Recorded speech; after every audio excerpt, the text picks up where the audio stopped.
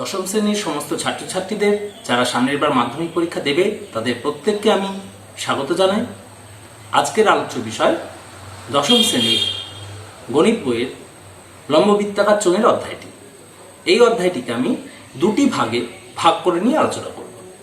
প্রথম ভাগে অর্থাৎ এই ভিডিওতে লম্ববৃত্তাকার চোঙ সংক্রান্ত যে সমস্ত সূত্রগুলি আছে সেগুলো নিয়ে আলোচনা করব এবং এর পরের ভিডিওতে মধ্যশিক্ষা পর্ষদের গণিত বইয়ের অনুশীলনীতে যে অঙ্কগুলি আছে তার মধ্যে যেগুলি একটু বেশি গুরুত্বপূর্ণ বা যেগুলি ছাত্রছাত্রীদের জন্য একটু কঠিন বলে আমার কাছে মনে হয় সেগুলি নিয়ে আলোচনা করব।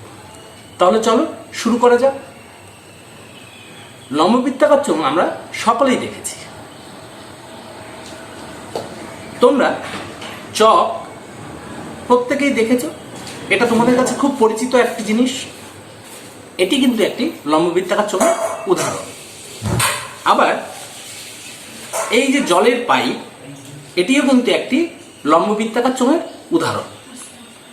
আবার তোমাদের প্রত্যেকের বাড়িতেই হয়তো এই ধরনের বিভিন্ন কৌটা আছে, নিশ্চয়ই আছে। এটিও কিন্তু একটি লম্ববৃত্তাকার চোঙের উদাহরণ।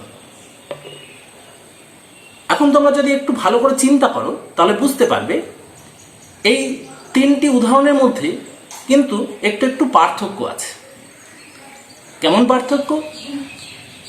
এই চকটি কিন্তু একটি নিরেট লম্ববৃত্তাকার চোঙের উদাহরণ, কিন্তু এই জলের পাইপটি এটি ভিতরটি ফাঁপা, অর্থাৎ এটি একটি ফাঁপা লম্ববৃত্তাকার চোঙের উদাহরণ। আবার দেখো এই কৌটাটি, এটা কিন্তু একটি লম্ববৃত্তাকার চোঙের উদাহরণ যার ভিতরটি ফাঁপা, কিন্তু এর আবার দুটো মুখ আটকানো, অর্থাৎ দুই মুখ বদ্ধ।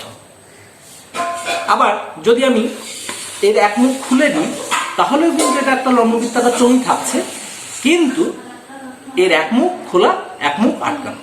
তাহলে এতক্ষণে তোমরা এটা বুঝতে পেরেছো যে লম্ববৃত্তাকার চোঙের মধ্যেও কিন্তু নানা রকমের বিভিন্নতা আছে। এই প্রত্যেকটি বিভিন্নতা সম্পর্কে আমাদেরকে ভালো করে ধারণা তৈরি করে নিতে হবে, যাতে লম্ববৃত্তাকার চোঙ সংক্রান্ত কোনো সমস্যা সমাধান করতে গিয়ে আমাদের অসুবিধায় না পড়তে হয়।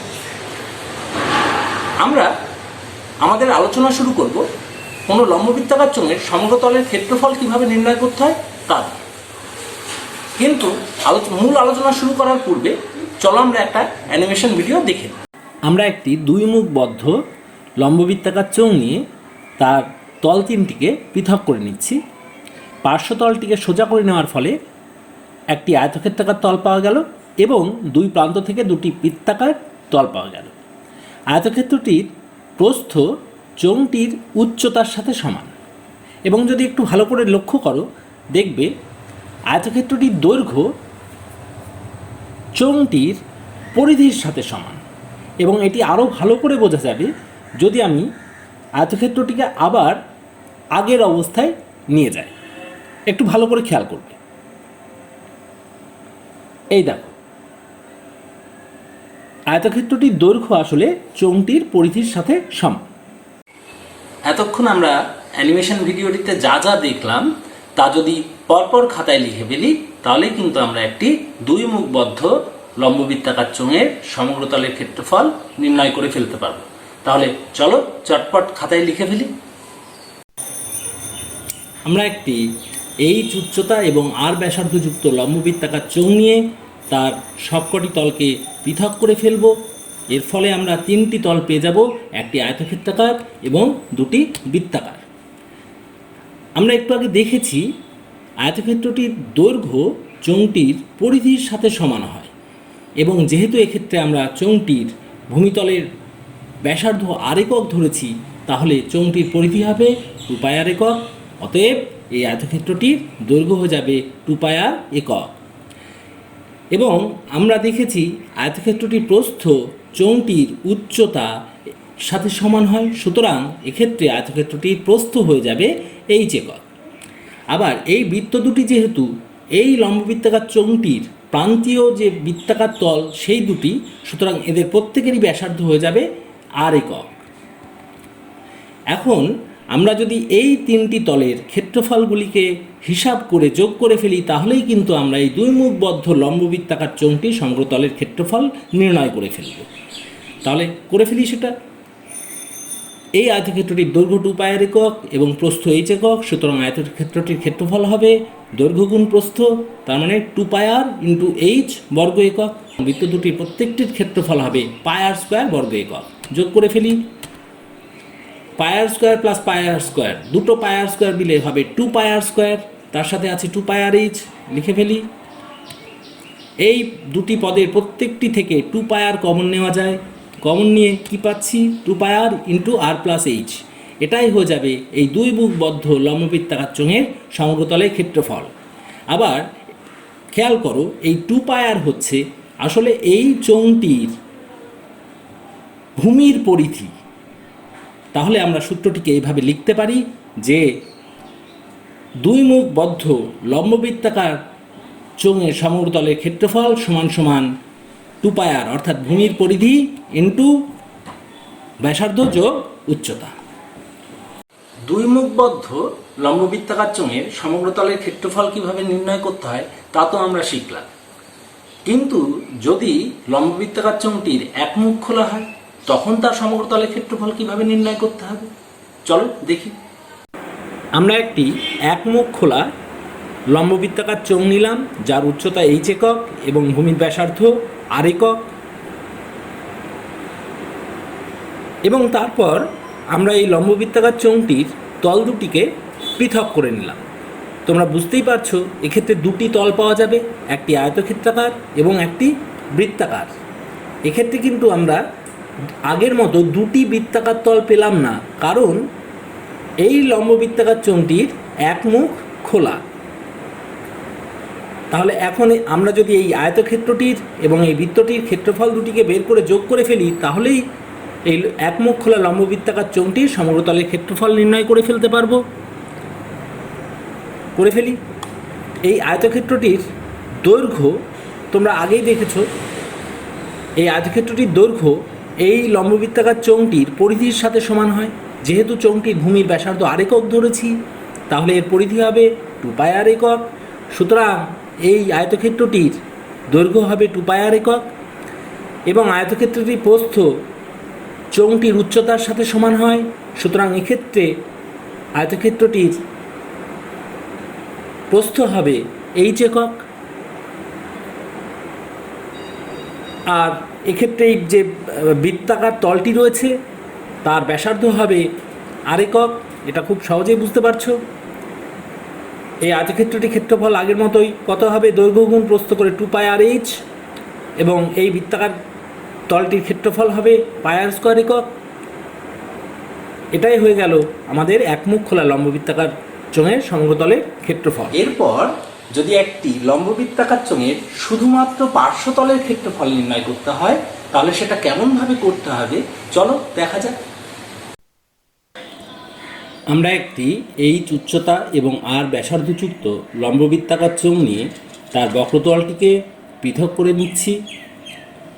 তোমরা বুঝতেই পারছো এক্ষেত্রে শুধুমাত্র একটি আয়তক্ষেত্রাকার তল পাওয়া যাবে, যার দৈর্ঘ্য চোঙটির পরিধি 2πr এর সাথে সমান এবং যার প্রস্থ চোঙটির উচ্চতা h এর সাথে সমান। এখন যদি আমরা এই আয়তক্ষেত্রাকার তলটির ক্ষেত্রফল নির্ণয় করে ফেলি, তাহলেই কিন্তু এই চোঙটির পার্শ্বতলের ক্ষেত্রফল বা বক্রতলের ক্ষেত্রফল নির্ণয় করা হয়ে যাবে। যেহেতু এই আয়তক্ষেত্রটির দৈর্ঘ্য 2πr একক এবং প্রস্থ h একক, সুতরাং আয়তক্ষেত্রটির ক্ষেত্রফল হবে 2πr × h বর্গ একক। এই 2πr কিন্তু আবার এই চোঙটির ভূমির পরিধির সাথে সমান। সুতরাং সূত্রটিকে আমরা এইভাবে লিখে নিচ্ছি: লম্ববৃত্তাকার চোঙের বক্রতলের ক্ষেত্রফল সমান সমান ভূমির পরিধি ইন্টু উচ্চতা। আচ্ছা, এবার বলো তো এই জলের পাইপটির মোট কতগুলি পার্শ্বতল? নিশ্চয়ই বুঝতে পারছো এর দুটি পার্শ্বতল, একটি বাইরের এবং একটি ভিতরের।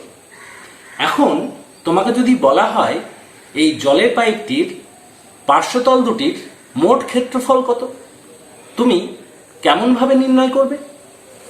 চলো একবার দেখে নিই। আমরা একটি 2 মুখ খোলা ফাঁপা লম্ববৃত্তাকার চোঙ নিলাম, যার উচ্চতা এইচ একক, বাইরের ব্যাসার্ধ ক্যাপিটাল আর একক এবং ভিতরের ব্যাসার্ধ স্মল আর একক। আমরা আমাদের সুবিধার্থে এই চোঙটিকে দুটি আলাদা আলাদা চোঙ হিসাবে ভেবে নিচ্ছি। বাইরের যে চোঙটি আছে তাকে 1 এবং ভিতরের চোঙটিকে 2 দ্বারা নামাঙ্কিত করলাম। নামাঙ্কিত করার পর 1 এবং 2 নং চোঙ দুটিকে আমরা আলাদা করে নিচ্ছি। এই দেখো, তোমরা এখানে একটা জিনিস খেয়াল করেছো, 1 নং চোঙটির 2 নং চোঙটি অপেক্ষা অধিকতর স্ফীত, মোটা। এই চোঙ দুটির প্রত্যেকেরই উচ্চতা এইচ একক এবং বাইরের চোঙটির ব্যাসার্ধ যেমন ধরা হয়েছিল ক্যাপিটাল আর একক এবং ভিতরের চোঙটির ব্যাসার্ধ স্মল আর একক। এখন যদি আমরা এই চোঙ দুটির পার্শ্বতলের ক্ষেত্রফল আলাদা আলাদা করে হিসেব করে যোগ করে ফেলি, তাহলেই কিন্তু আমাদের এই ফাঁপা লম্ববৃত্তাকার চোঙটির বাইরের এবং ভিতরের পার্শ্বতলের মোট ক্ষেত্রফল নির্ণয় করা হয়ে যায়। একটু আগে আমরা আলোচনা করেছি কিভাবে একটি লম্ববৃত্তাকার চোঙের পার্শ্বতলের ক্ষেত্রফল নির্ণয় করতে হয়। সেই সূত্রানুযায়ী 1 নং লম্ববৃত্তাকার চোঙটির পার্শ্বতলের ক্ষেত্রফল হবে 2 pi into capital R into H এবং 2 নং লম্ববৃত্তাকার চোঙটির পার্শ্বতলের ক্ষেত্রফল হবে 2 pi into small R into H. তাদেরকে যোগ করে ফেললাম। এবার এই দুটি পদ থেকে আমরা দেখতে পাচ্ছি 2 পাই ইন্টু এইচ কমন নেওয়া যায়, কমন নিয়ে নিচ্ছি। কি থাকলো? 2 pi into capital R plus small R into H. এটাই হয়ে যাবে 2 মুখ খোলা ফাঁপা লম্ববৃত্তাকার চোঙের বাইরের ও ভিতরের মোট বক্রতলের ক্ষেত্রফল। বেশ, আমরা জলের পাইপটির পার্শ্বতল দুটির মোট ক্ষেত্রফল তো নির্ণয় করতে শিখলাম, কিন্তু একটু ভেবে দেখো তো, জলের পাইপটির কি শুধুমাত্র এই পার্শ্বতল দুটি আছে নাকি আরো কোনো তল আছে? নিশ্চয়ই বুঝতে পারছো যে এর আরো দুটি তল আছে। এই একটি বৃত্তাকার তল এবং এখানে আরেকটি বৃত্তাকার তল, অর্থাৎ জলের পাইপটির কিন্তু মোট 4টি তল আছে। এখন তোমাকে যদি বলা হয় এই জলের পাইপটির 4টি তলের মোট ক্ষেত্রফল বের করতে, অর্থাৎ জলের পাইপটির সমগ্র তলের ক্ষেত্রফল বের করতে, তখন কিভাবে করবে চলো দেখে নিই।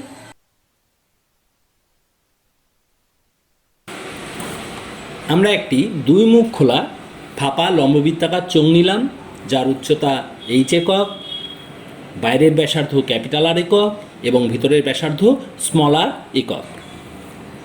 এরপর আমরা আমাদের সুবিধার্থে এই ফাঁপা চোঙটিকে দুটি ভিন্ন চোঙ হিসাবে ভেবে নিচ্ছি। বাইরের চোঙটিকে 1 নং দ্বারা এবং ভিতরের চোঙটিকে 2 নং দ্বারা নামাঙ্কিত করছি। তারপর এই ফাঁপা চোঙটি দুপ্রান্তে যে দুটি বৃত্তাকার প্লেট বা বৃত্তাকার তল আছে তাদেরকেও যথাক্রমে 3 এবং 4 নং দ্বারা নামাঙ্কিত করছি। এখন আমরা 1 এবং 2 নং চোঙ দুটিকে আলাদা করে নিলাম। এই দেখো, তোমরা বুঝতেই পারছো এক্ষেত্রে উভয় চোঙেরই উচ্চতা হবে এইচ একক এবং 1 নং চোঙটির ব্যাসার্ধ হবে ক্যাপিটাল আর একক এবং 2 নং চোঙটির ব্যাসার্ধ হবে স্মল আর একক। এরপর আমরা দুই প্রান্তের দুটি বৃত্তাকার প্লেটকেও আলাদা করে নিচ্ছি। এই দেখো, এখন যদি আমরা 1 এবং 2 নং চোঙ দুটির পার্শ্বতলগুলির ক্ষেত্রফলগুলি বের করে ফেলি এবং 3 এবং 4 নং প্লেট দুটিরও ক্ষেত্রফল বের করে যোগ করে ফেলি, তাহলেই কিন্তু আমরা এই 2 মুখ খোলা ফাঁপা লম্ববৃত্তাকার চোঙটির সমগ্র তলের ক্ষেত্রফল নির্ণয় করে ফেলতে পারব। এর আগেই আমরা কোনো চোঙের পার্শ্বতলের ক্ষেত্রফল কিভাবে নির্ণয় করতে হয় তা শিখেছি। সেই সূত্রানুযায়ী 1 নং চোঙটির পার্শ্বতলের ক্ষেত্রফল হবে 2 pi into capital R into H, এবং 2 নং চোঙটির পার্শ্বতলের ক্ষেত্রফল হবে 2 pi into small R into H. এরপর আমরা 3 নং যে বৃত্তাকার প্লেট আছে তার ক্ষেত্রফল নির্ণয় করব। তোমরা বুঝতেই পারছো এই বৃত্তাকার প্লেটটি দুটি বৃত্তের সাহায্যে গঠিত। বাইরের বৃত্তটির ব্যাসার্ধ ক্যাপিটাল আর একক এবং ভিতরের বৃত্তটির ব্যাসার্ধ স্মল আর একক। আমরা যদি বাইরের বৃত্তটি থেকে ভিতরের বৃত্তটির ক্ষেত্রফল বিয়োগ করে দিই তাহলেই কিন্তু এই বৃত্তাকার প্লেটটির ক্ষেত্রফল বেরিয়ে যাবে। এখন এই বাইরের বৃত্তটির ক্ষেত্রফল কত তোমরা জানো, এটার ক্ষেত্রফল হবে pi into capital R square এবং ভিতরের বৃত্তটির ক্ষেত্রফল হবে pi into small R square. তাহলে pi into capital R square থেকে pi into small R square বিয়োগ করলেই 3 নং প্লেটটির ক্ষেত্রফল বেরিয়ে যাচ্ছে। একইভাবে 4 নং বৃত্তটির ক্ষেত্রফল হবে pi into capital R square minus pi into small R square. আমরা এগুলোকে পরপর যোগ করে ফেললাম, তারপর একটু সরলীকরণ করব। প্রথম দুটি পদ থেকে তোমরা বুঝতেই পারছো 2 পাই ইন্টু এইচ কমন নেওয়া যায়। কমন নেওয়ার পরে কি থাকছে 2 pi into capital R plus small R into H. এবং এখানে তোমরা দেখতে পাচ্ছ 3 এবং 4 নং এই প্লেট দুটির ক্ষেত্রফল একই এসেছে, একই আসার কথা ছিল তাই এসেছে। এই দুটো যেহেতু একই পদ তাই এটাকে 2 চলে আসছে এবং এই প্রত্যেকটির মধ্যে থেকে পাই কমন নিয়ে আমরা পাচ্ছি 2 pi into capital R square minus small R square. এটাই হয়ে গেল 2 মুখ খোলা ফাঁপা লম্ববৃত্তাকার চোঙের সমগ্রতলের ক্ষেত্রফল। এরপর আমরা দেখব কোনো লম্ববৃত্তাকার চোঙের আয়তন কি করে নির্ণয় করতে হয়। আমরা একটি লম্ববৃত্তাকার চোঙ নিলাম যার উচ্চতা এইচ একক এবং ব্যাসার্ধ আর একক। এই লম্ববৃত্তাকার চোঙটির আয়তন নির্ণয় করতে হলে এই চোঙটির বৃত্তাকার ভূমির ক্ষেত্রফলকে এর উচ্চতা দ্বারা গুণ করতে হবে। অর্থাৎ লম্ববৃত্তাকার চোঙটির আয়তন সমান সমান ভূমির ক্ষেত্রফল গুণ উচ্চতা। যেহেতু এক্ষেত্রে চোঙটির উচ্চতা এইচ এবং ব্যাসার্ধ আর ধরা হয়েছে, সুতরাং চোঙটির আয়তন হবে পাই আর স্কোয়ার এইচ ঘন একক। এখন যদি তোমাকে প্রশ্ন করা হয় এই প্লাস্টিকের জলের পাইপটি তৈরি করতে মোট কত পরিমাণ প্লাস্টিক লেগেছে, তাহলে কিভাবে উত্তর দেবে? এই উত্তরটি দিতে গেলে তোমায় জানতে হবে ফাঁপা লম্ববৃত্তাকার চোঙের আয়তন কেমন করে নির্ণয় করতে হয়। আমরা একটি ফাঁপা লম্ববৃত্তাকার চোঙ নিলাম যার উচ্চতা এইচ একক, বাইরের ব্যাসার্ধ ক্যাপিটাল আর একক এবং ভিতরের ব্যাসার্ধ স্মল আর একক। আমরা এখন এই ফাঁপা লম্ববৃত্তাকার চোঙটির আয়তন নির্ণয় করব। কোনো ফাঁপা লম্ববৃত্তাকার চোঙের আয়তন বলতে ওই চোঙটি কতটা উপাদান দিয়ে তৈরি তা বোঝায়। তাহলে চলো আমরা এখন এই ফাঁপা লম্ববৃত্তাকার চোঙটির আয়তন নির্ণয় করে ফেলি। চোঙটির আয়তন নির্ণয় করবার জন্য আমরা চোঙটিকে দুটো আলাদা আলাদা লম্ববৃত্তাকার চোঙে ভেঙে নেব।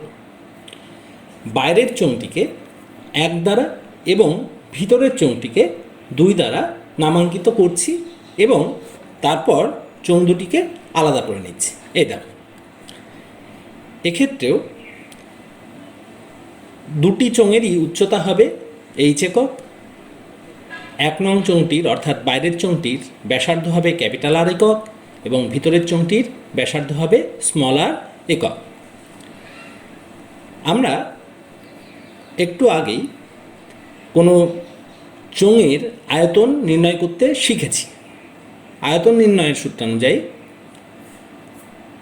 আমরা বলতে পারি যে 1 নং চোঙটির আয়তন হবে pi into capital R square into H ঘন একক এবং 2 নং চোঙটির অর্থাৎ ভিতরের চোঙটির আয়তন হবে pi into small R square into H ঘন একক। এখন তোমরা বুঝতেই পারছো এই 1 নং চোঙটির আয়তন থেকে যদি 2 নং চোঙটির আয়তন বিয়োগ করা হয়, বাদ দেওয়া হয়, তাহলেই কিন্তু চোঙটি কতটা উপাদান দিয়ে তৈরি সেটা বেরিয়ে আসবে, অর্থাৎ চোঙটির আয়তন বেরিয়ে আসবে। তাহলে আমরা বলতেই পারি চোঙটির আয়তন হবে pi into capital R square H minus pi into small R square H. এরপর যদি আমরা এই দুটি পদ থেকে পাই ইন্টু এইচ কমন নিই, তাহলে পাচ্ছি pi into capital R square minus small R square into H. এটাই হয়ে গেল ফাঁপা লম্ববৃত্তাকার চোঙের আয়তন নির্ণয়ের সূত্র। তাহলে এতক্ষণ আমরা এই ভিডিওতে যে যে সূত্রগুলি আলোচনা করলাম, চলো সেগুলি আরেকবার ভালো করে দেখে নেওয়া যাক।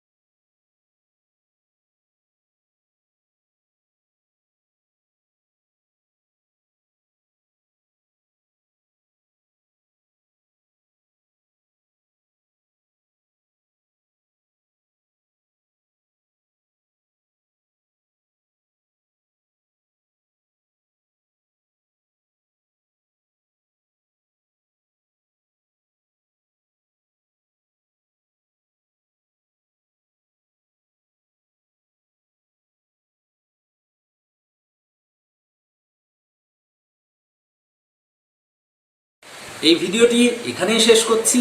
এর পরের ভিডিওতে লম্ববৃত্তাকার চোঙ সংক্রান্ত বিভিন্ন গাণিতিক সমস্যা নিয়ে আলোচনা করা হবে। তোমরা সকলে খুব ভালো থেকো এবং অবশ্যই বাড়িতে কিন্তু ভালো করে পড়াশোনা করো।